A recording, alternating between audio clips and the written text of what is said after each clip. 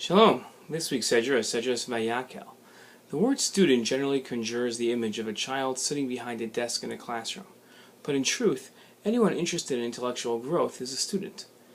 This video has previously addressed the need for students of all ages and levels to approach their studies with humility.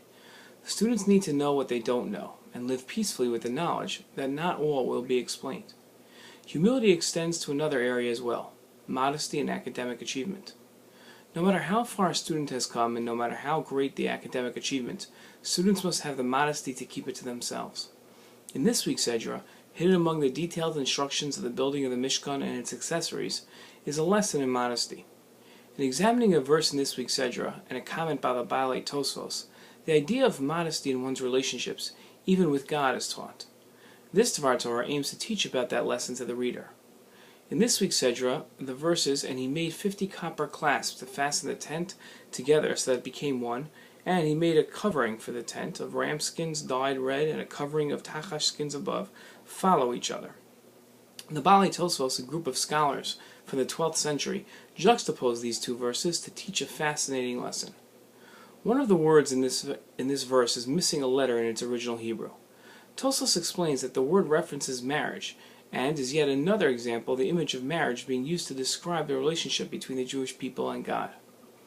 Tosfos continued to make the point that just as the intimacy of marriage between husband and wife is modestly kept hidden, the missing letter of the word that references marriage, combined with the following verse that describes the drapes that hung over the Mishkan, covering the service from view, hints to the modesty required in the relationship between the Jewish people and God.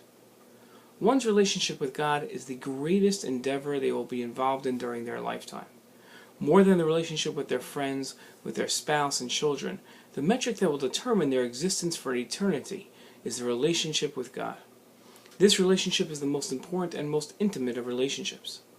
In his writings on the relationship with God, Tosfos explained that its lessons are to be shared, but its achievements are to be hidden. This relationship demands modesty.